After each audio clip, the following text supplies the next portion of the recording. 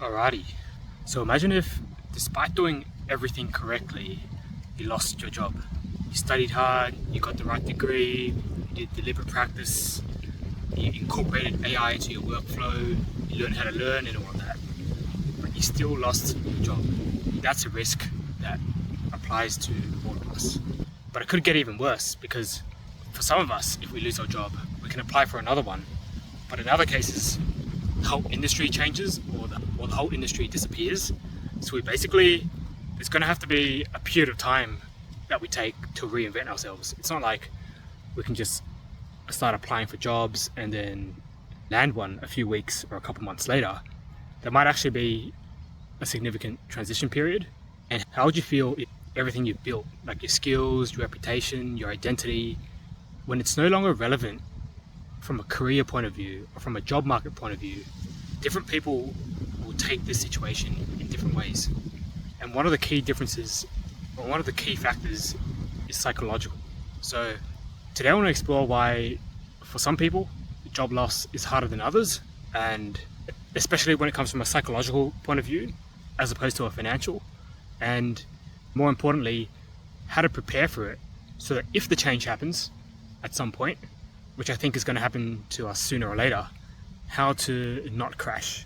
Yeah, let's get into it.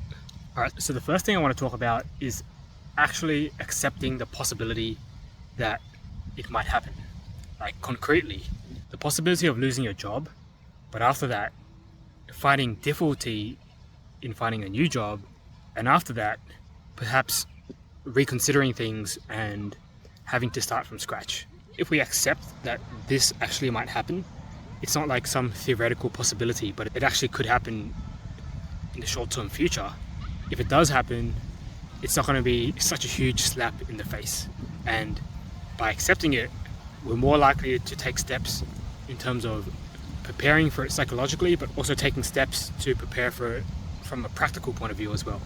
And once we've accepted that this might happen, I think it's important to reflect and develop insight on our psychological relationship with our job, particularly our job title, our profession, and all the effort it took for us to get to the place that we're currently at.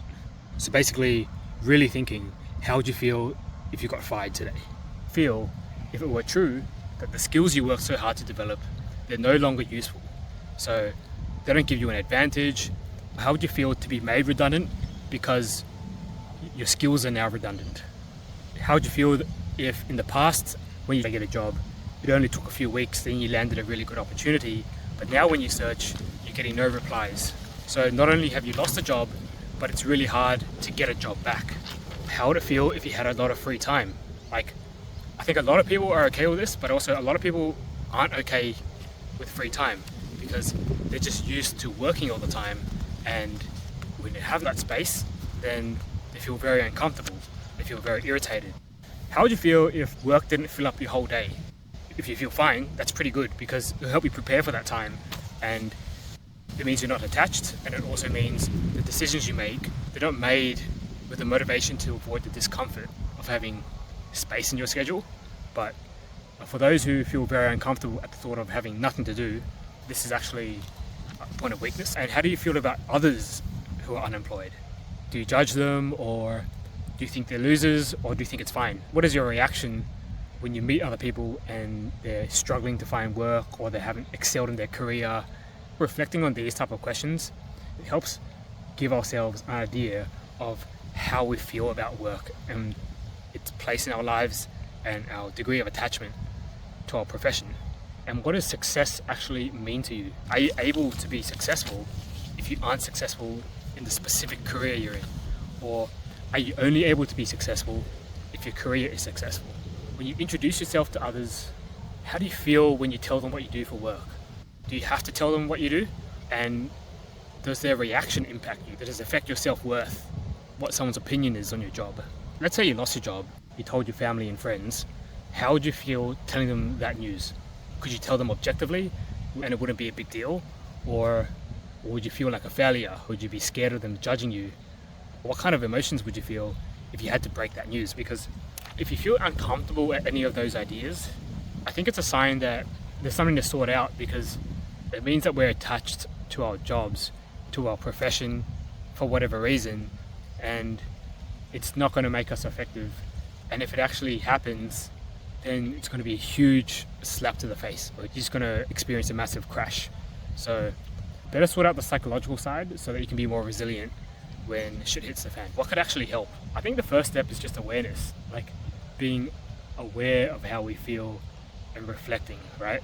And perhaps a practical tip is to try and detach your identity and your self-worth and your feeling of importance from what you do for work. We want to be able to exist without feeling like we have to work. And when we do work and we choose a job, it's more of a choice. It's more of a choice to do something rather than having to justify our existence or having to do it to be able to fit in or to feel like it's making us worthwhile as a human being. Another thing is, I think it could be a good idea to diversify our efforts. If you're the type of person who only spends their time on work, it might be good to develop some hobbies and also derive meaning from life from other sources. Friends, family, relationships, helping others, etc. Because when you do that, you have multiple sources of meaning and multiple sources of contribution in your life. And when one of them temporarily halts or takes a break, it's less likely that we'll experience an existential crisis. So if someone's religious and they've got their community, they go to church every weekend, they suddenly get fired, then they at least get to feel like they're doing something good still. Or if someone coaches a local soccer team, or they have a hobby where they go rock climbing every weekend, it's like you still got things to look forward to. You still got things that are intrinsically meaningful in your life, right? So if you've got multiple sources of meaning and one of them is temporarily weakened, you're still pretty strong overall. A really random example, but one that comes to mind is in the Harry Potter series, like Voldemort, he wants to make it hard for himself to get destroyed.